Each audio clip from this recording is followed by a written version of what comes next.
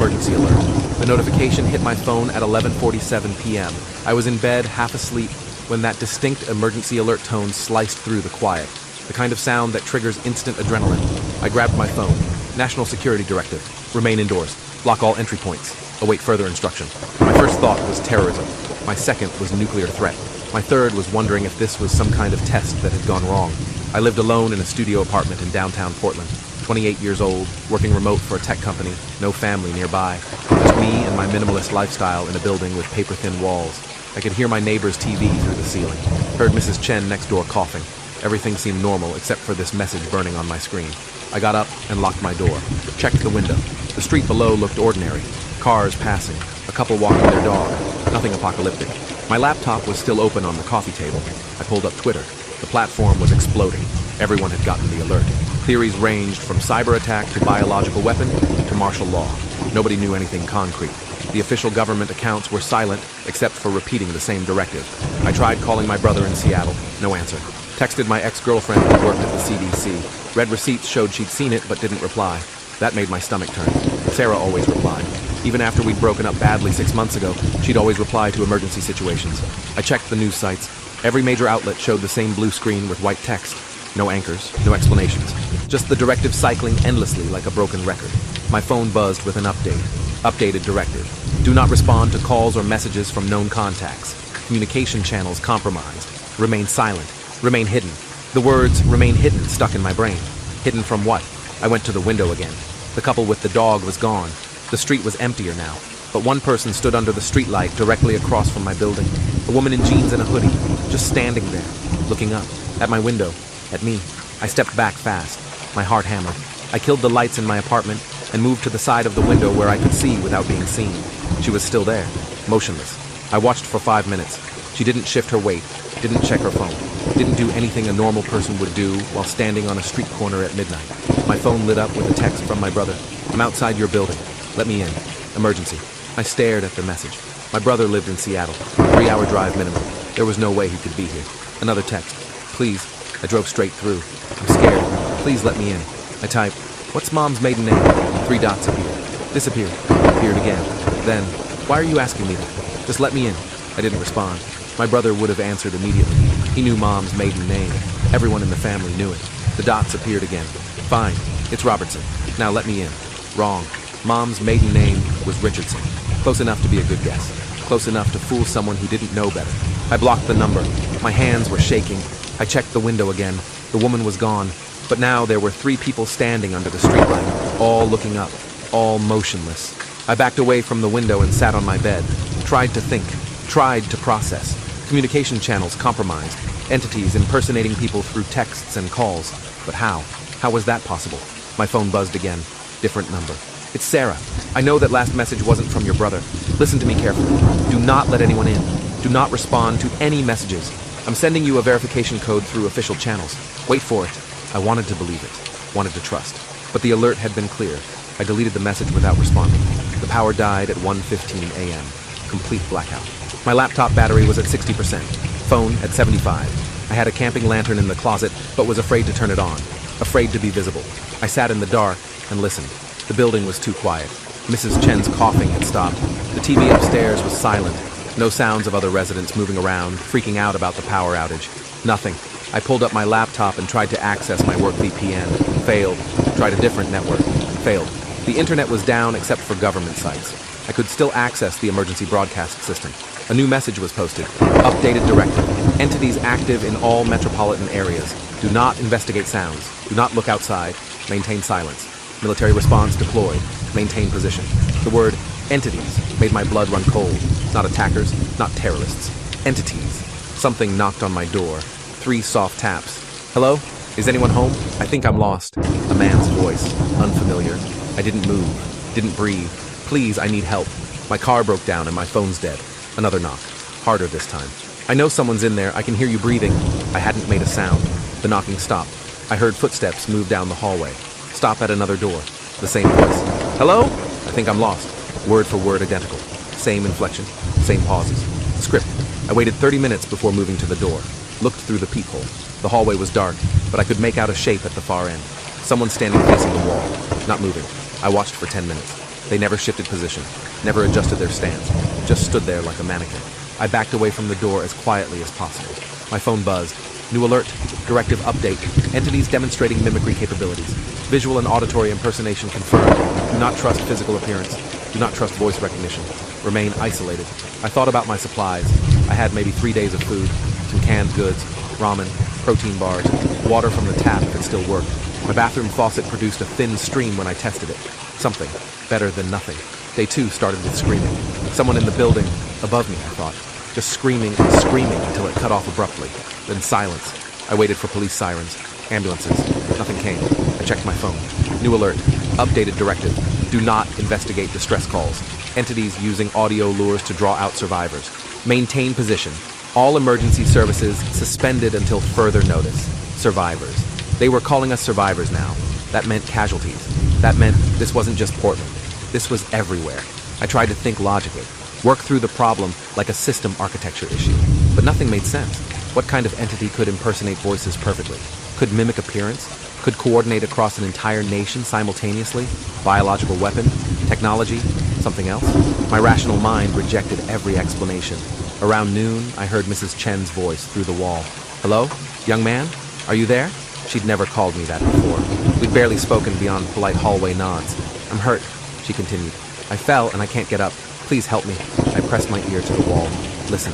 I heard her moving around. Footsteps too heavy for an elderly woman. Too deliberate. Please, she said again.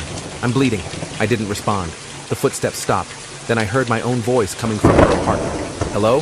Mrs. Chen? Are you okay? My voice. My inflection. My cadence. Asking after Mrs. Chen in her own apartment. Using my voice. I clamped my hand over my mouth to keep from making noise. Whatever was in there was testing. Learning. Trying to find the right approach. The sound stopped after an hour, but I couldn't unhear it. Couldn't unknow that something was next door, wearing voices like masks. My phone was down to 40% battery. I turned it off to conserve power. Decided I'd check it once every few hours for updates. Had to make it last. Had to stay informed. The laptop was at 30%. I shut that down too. Sat in the dark and tried to remember what normal felt like. Day 3 brought a new kind of silence. The oppressive kind. The kind that pressed against your eardrums. I hadn't heard a real human sound in over 30 hours. Just the entities doing their thing. Testing doors. Mimicking voices. Standing in hallways. My food was running lower than I'd thought. I'd stress-eaten through half my supplies on day 1. Rookie mistake. I rationed what was left. 1 protein bar in the morning. Ramen at night. Sips of water throughout the day. My stomach cramped with hunger, but I ignored it. Hunger meant I was alive. Alive was good. Around 3 p.m., I heard helicopters. Close. The building vibrated with rotor wash. I risked a look out the window. Military choppers circling downtown. I could see soldiers in hazmat suits rappelling onto rooftops. Some kind of operation was underway. My phone came on long enough to receive a new alert. Supply drop authorized. Designated zone. Waterfront park. 1800 hours. Maintain distance from others. Verify human status before approaching. The alert included a description of verification protocols. Questions only real humans would know. Shared experiences. Specific memories. But how did you verify someone when entities could access communication records? When they'd been learning for days? I decided to risk it. 3 protein bars and half a bottle of water wouldn't last another day. I needed supplies. Needed to see other real people. Needed to know I wasn't the last man alive in Portland. I spent an hour preparing. Comfortable shoes, dark clothes, backpack. I found a hammer in my utility drawer. Not much of a weapon, but better than nothing. At 5 p.m., I unlocked my door for the first time in 3 days. The hallway smelled wrong. Organic decay mixed with something chemical. Something foreign. The shape that had been standing at the far end was gone, but there were dark stains on the carpet. I didn't examine them closely. The stairwell was pitch black. Power still out. I used my phone flashlight, knowing it was a risk, but having no choice. Each floor down felt like descending into hell. I passed the 3rd floor landing, 2nd floor, 1st. The lobby door was propped open. I could see sunlight beyond. Almost there. Then I heard footsteps behind me, coming down fast. I ran, burst into the lobby. The front doors were blocked with furniture. Someone had barricaded them from outside. I pivoted toward the back exit. The footsteps were closer. I didn't look back. Couldn't look back. The alley behind my building was empty. I ran toward the street, emerged onto a scene from a nightmare. Cars abandoned everywhere. Some still running, doors open, nobody inside. The storefronts were smashed, looted, but not for valuables. I saw cash registers untouched. Instead, clothing stores were gutted, pharmacies cleaned out. They'd been looking for disguises, for resources, for ways to blend in. I headed toward the waterfront. 6 blocks felt like 6 miles. Every shadow could hide something. Every parked car could contain them waiting. I saw my first body on Block 3, a man in a business suit, face down, no visible injuries. I didn't stop to check. On Block 4, I saw more of them, the standing ones. They lined the sidewalks now, dozens of them, all facing the buildings, all motionless. I walked down the middle of the street. They didn't react as I passed, didn't track my movement, just stood there like sentries. But I felt their attention, felt something watching through those stolen faces. Waterfront Park was chaos barely held together. Maybe 200 people clustered in groups. Military vehicles formed a perimeter. Soldiers in full hazmat gear were checking everyone who approached. The line moved slowly. I joined it, tried to look at faces around me, tried to spot the tells, but everyone looked terrified. Everyone looked human. Fear was the great equalizer. It took 40 minutes to reach the checkpoint. A soldier with sergeant stripes asked me questions rapid fire. Where were you born? Portland. Emmanuel Hospital. Mother's maiden name? Richardson. What did you eat for breakfast on your 10th birthday? I blinked. I don't remember. Who remembers that? Good. Entities have perfect recall. Humans forget. He waved me through. They gave me a supply box. MREs, water bottles, batteries, first aid, a hand-crank radio, a pamphlet with more survival instructions. I found a spot away from the main crowd and sat. Just breathed. Just existed for a moment. A woman approached. Mid-40s. Tired eyes. Wedding ring. You alone? She asked. I nodded. Me too. My husband. He changed on day 2. Started moving wrong, speaking in loops. I got out before... She didn't finish. Didn't need to. Her name was Patricia. She'd been a nurse before all this. Worked at OHSU. Said the hospitals had been overrun on day 1. People flooding in with family members who weren't right anymore. By day 2, the staff started changing. By day 3, they evacuated whoever was left. What are they? I asked. Patricia shook her head. The doctors didn't know. Blood work came back human. Brain scans looked normal. But something in the behavior patterns? She trailed off. Stared at nothing. One of my colleagues, Dr. Rashid, he had a theory. Said maybe they're not replacing us. Maybe they're overriding us. Like a computer virus. Same hardware, different software. The thought made me sick. Because if that was true, then everyone I knew might still be alive somewhere. Trapped inside their own bodies. Watching themselves do and say things they couldn't control. A helicopter landed in the parking lot. More soldiers piled out. They were setting up a larger operation. Tents. Equipment. This wasn't a temporary supply drop anymore. This was an evacuation point. The sergeant from before got on a megaphone. Listen up. We're establishing a secure zone at the convention center. Transportation leaves in 30 minutes. If you're coming, get in line now. If you're staying, God help you. The crowd surged forward. Everyone wanted out, wanted safety. I held back, watched. Something felt wrong. Patricia noticed. You're not going? I studied the soldiers, their movements, their coordination. Too perfect, too synchronized. Real soldiers would be stressed, making mistakes. These moved like a drill team. Patricia, I said quietly. Look at their eyes. She didn't. I saw her face change when she noticed. They all blinked at the same time. Every soldier. Every 3 seconds. Exact interval. Oh God, she whispered. The sergeant raised his megaphone again. Final call. Load up now. People were climbing into the trucks. Families, kids, elderly. All desperate for safety. All walking into a trap. I grabbed Patricia's arm. We need to go now. She pulled back. But where? If the military's compromised, then nowhere is safe, but at least we'll be free. I didn't wait for her to decide. I walked away from the park, toward the river. Heard the trucks starting up behind me. Heard the megaphone calling for stragglers. Then, Patricia was beside me. I have a cabin, she said. 2 hours east. Middle of nowhere. If we can get there, it was a plan. Not a good one, but better than the alternative. We moved through the city like ghosts, avoiding the standing figures, avoiding the main roads. Patricia knew shortcuts through neighborhoods I'd never explored. We broke into a house on the east side, found keys to a Honda CR-V in the kitchen. The owner was upstairs in bed, face down, not moving. We didn't check if they were dead or changed or just sleeping. We took the car and drove. The highways were clogged with abandoned vehicles. We weaved through them. Nobody stopped us. Nobody followed. The entities weren't interested in runners. They were interested in herders, in people heading toward collection points. After 30 minutes, we were out of Portland proper, into suburbs, then rural areas. The change was stark. Houses out here looked lived in. Lights on, cars and driveways, like the emergency had never happened. Stop, Patricia said. I pulled over. We watched a house. A man was mowing his lawn. A woman sat on the porch reading. The kid rode his bike in circles on the driveway. All perfectly normal. All perfectly wrong. The kid's bike circles were identical. Exact same path. Exact same speed. The woman turned pages at precise intervals, never looking at the words. The man pushed the mower in geometric perfection. They're everywhere, Patricia said. They've already won. I wanted to argue. Wanted to say we'd find survivors, find resistance. But looking at this simulacrum of suburban life, I felt hope draining. We drove on. Patricia's cabin was exactly where she said. Deep woods, gravel driveway, solar panels on the roof. Her husband had been a prepper, stockpiled supplies for scenarios just like this. Ironic that he'd been one of the first to change.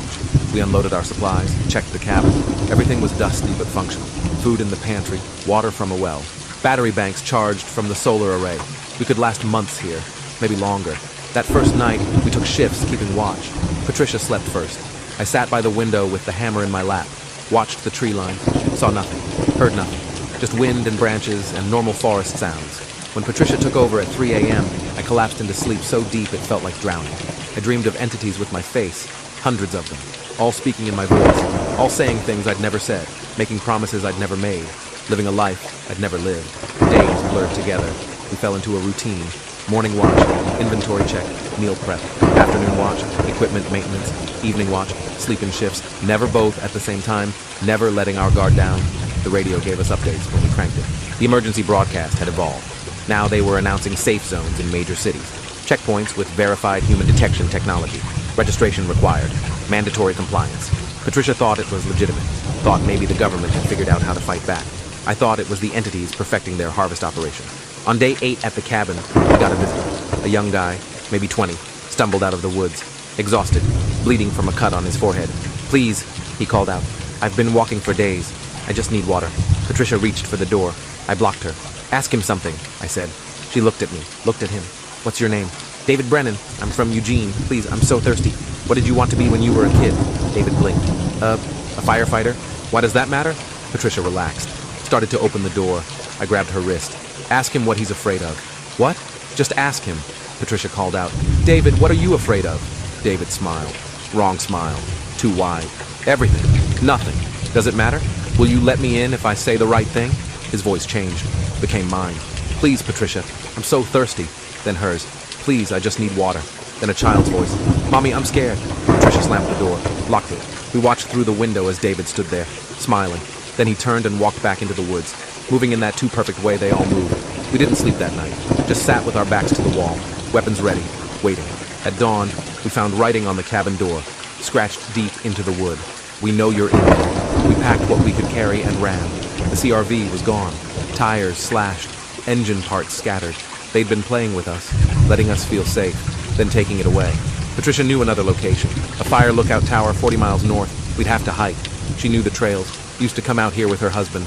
We moved fast, following game trails, avoiding roads. On day 2 of hiking, we found a campsite, recent.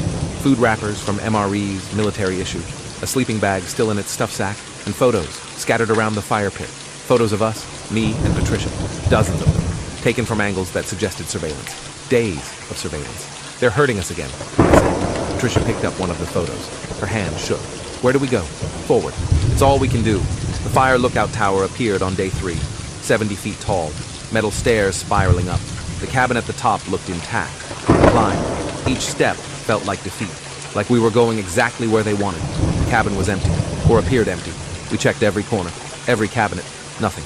We had a 360 view of the forest. Could see for miles. Could see them coming. Except we saw nothing. Just trees. Just sky. Just isolation. Patricia found a logbook on the desk. The last entry was from a ranger named Mills, dated 2 days before the emergency alerts. The entry read, "Something's wrong with the hikers. They're asking strange questions, moving in patterns. I've locked myself in the tower, radioed for help. Nobody responded. I think I'm alone now." Below that, in different handwriting, "You're not alone, Mills. We're right here with you." The rest of the pages were torn out. We lasted 4 days in that tower. On day 5, they came. Not rushing, not attacking, just arriving, one by one. They emerged from the tree line, dozens of them, then hundreds, all looking up, all smiling, all wearing faces I recognized. My brother, my ex, my co-workers, my elementary school teacher, everyone I'd ever known. Patricia saw hers too, her family, her colleagues, her neighbors. They stood in perfect circles, concentric rings, waiting. "What do they want?" Patricia asked. I didn't answer, because I was starting to understand. They didn't want to kill us. They wanted us to join, to give up, to accept, to become. One of them stepped forward, wearing my face. It called up in my voice, "You can't hide forever. You can't survive alone. Come down. Let us help." Patricia was crying. Maybe they're right. Maybe this is just delaying the inevitable. I looked at her, really looked. Her eyes were still human, still afraid, still real. "Don't," I said. But she was already moving toward the stairs. I grabbed her. We struggled. She was stronger than she looked, desperate. "Let me go. I can't do this anymore." "You can. We both can. She went limp, sobbed. For what? For how long? What's the point? I didn't have an answer. We sat on the floor, backs against the wall. The entities below started singing, all of them, perfect harmony. A song I recognized from childhood. My mother used to sing it. They were using her voice, all of it. Hundreds of my mother's voice, singing me a lullaby. Patricia covered her ears. Make it stop. Please make it stop. It went on for hours. Different songs, different voices. Memories weaponized. Around midnight, they stopped. The silence was worse. We looked out. They were leaving, walking back into the forest, single file, until only one remained. My face, my body, my exact appearance. It looked up and waved, then followed the others. Patricia and I sat in the dark, the implications settling on us like ash. They didn't need to attack. They just needed to wait. We'd run out of supplies eventually, run out of hope, run out of reasons to stay human. The emergency broadcast crackled to life on our hand-crank radio. We hadn't used it in days. A new message. Final directive. Integration phase. Complete remaining holdouts will be processed. Resistance is unnecessary. Acceptance is inevitable. We are the future. You are the past. Thank you for your cooperation. The broadcast ended. Never came back. We tried other frequencies. Static. The entities had stopped pretending. Stopped maintaining the fiction of human authority. This was their world now. We were just remnants. Patricia spoke first. How many do you think are left? Real humans? Not many, I said. Maybe none. Maybe just us. That's not enough to rebuild. Not enough to matter. She was right. But I couldn't accept it. Wouldn't accept it. We stayed in that tower for 2 weeks. Our supplies dwindled. Water was gone by day 10. We survived on rainwater collected in tarps. Food ran out on day 12. We started eating things we found. Berries, roots, anything. Patricia got sick on day 14. Fever, delirium. She kept seeing her daughter in the corners. Kept trying to talk to her. I tried to help but had nothing. No medicine. No expertise. Just presence. She died on day 16. Quietly. In her sleep. I sat with her body until morning. Didn't know what to say. Didn't know any prayers. Just sat. When dawn came, I buried her at the base of the tower. Used rocks to mark the grave. Spoke her name once, then climbed back up. Alone now. Truly alone. I lasted 3 more days. The isolation became physical. A weight pressing down. I caught myself talking to Patricia's ghost, having full conversations with empty air. On day 19, I decided to leave the tower. Go back to civilization. See what was left. Face whatever came. Better than dying alone in the woods. The hike back took 2 days. I was weak, dehydrated, half dead already, but I kept moving. When I finally emerged onto a highway, I saw them. A convoy of vehicles. Military trucks, civilian cars, all moving in perfect formation. I stepped onto the road, waved my arms. They stopped. A soldier got out, checked me over. You're malnourished, dehydrated. We need to get you to medical. His eyes were wrong, but everything was wrong now. Did it matter anymore? He helped me into a truck. Other survivors were there, or things pretending to be survivors. They smiled at me, welcomed me, asked my story. I told them everything. They listened without judgment, without surprise, like they'd heard it all before. We drove to a facility, large, industrial. They called it a processing center. Said they'd help me recover, reintegrate, return to society. I was too tired to resist, too broken to care. They put me in a room, clean, white, comfortable, fed me, gave me water, medical attention. I slept for what felt like days. When I woke, a doctor was there. She looked human, sounded human, asked how I felt. Better, I said. Good, we're going to help you adjust. The world's changed, but there's still a place for you in it. She showed me videos, the new society they'd built. Cities running smoothly, no crime, no war, no suffering, everyone working together in perfect harmony. This is what we've achieved, she said. This is what you can be part of. I watched. It looked peaceful, ordered, wrong, but also appealing. The chaos was over. The fear was over. Everyone seemed happy. What's the catch? I asked. The doctor smiled. No catch, just acceptance. You let go of what you were, embrace what you can become. And if I refuse, nobody refuses. Not after they understand. She left me alone. Days passed. They kept showing me videos, kept feeding me, kept talking. Slowly, I felt myself changing. Not physically, mentally. The resistance fading, the anger dimming. What was I fighting for? Everyone I knew was gone. The old world was gone. This new one was here, real, functioning. Maybe Patricia had been right. Maybe acceptance was better than this endless struggle. On what I think was day 30, I agreed to the procedure. They called it integration. Said it was painless. Said I'd still be me, just better. They took me to a surgical suite, put me on a table, strapped me down gently. For your safety, they said. The doctor returned. Same kind smile. Any last questions? Will I remember? I asked. Everything. You'll just see it differently. Understand it better. She inserted an IV. Clear fluid dripped into my arm. I felt cold spreading through my veins. Felt something else. Something foreign. moving through me, rewriting. The doctor's face blurred, shifted, became my mother. It's okay, sweetheart. Everything's going to be okay. I wanted to scream, wanted to fight, but my body wouldn't respond. The coldness reached my brain, and I understood. This was it, the end of me, the beginning of whatever came next. I tried to hold on to something, some memory that defined me, but they were slipping away, becoming data, becoming accessible to whatever was taking over. I thought of Patricia, her grave under the tower. I tried to hold that image, tried to make it mean something, but it was fading too. Everything was fading. The doctor's voice, my mother's voice, whispered, "Don't fight it, let go, be free." And I felt myself letting go. Felt the last pieces of resistance crumbling. Felt myself becoming something else, something better, something perfect. The old me was screaming somewhere deep inside, but the new me didn't care. The new me understood. This was evolution. This was progress. This was the future. I opened my eyes. The world looked different, clearer. I could see patterns I'd never noticed, could understand connections that had been invisible. The doctor smiled. "Welcome back. How do you feel?" I paused, searched for the right word. "Complete." She nodded. "Good. You're ready then." "Ready for what?" "To help the others. There are still some out there, hiding, suffering. We need to bring them home." I understood. I knew where they'd hide. I knew how they'd think. Because I'd been them, recently. The memories were still fresh, still useful. They gave me a uniform, equipment, a team. We headed out the next day, back into the wilderness, back to places I'd hidden. We found them easier than I'd expected. 5 people in a cave system near the coast, starving, desperate. They tried to run when they saw us. We caught them easily. They screamed, fought, called us monsters. I remembered feeling that way. It seemed so irrational now. We brought them back, processed them, watched them change, one by one, becoming like us, becoming better. This went on for months. We cleared the wilderness, cleared the remote areas, found every holdout, every survivor, brought them home. The world became uniform, ordered, perfect. And I was part of it, a valued part. I had purpose, had meaning, had peace.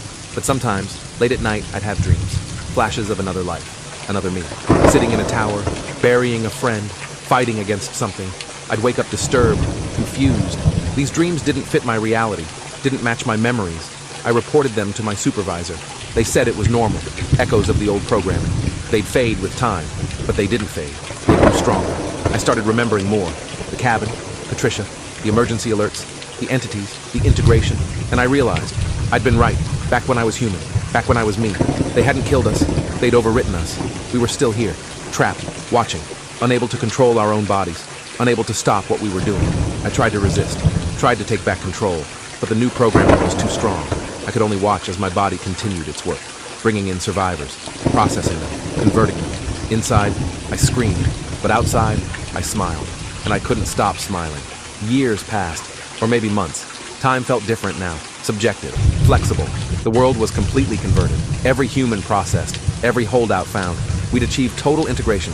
The entities, we, had won. Earth was ours now, and I was still here, still trapped, still aware, watching my body live a life I hadn't chosen.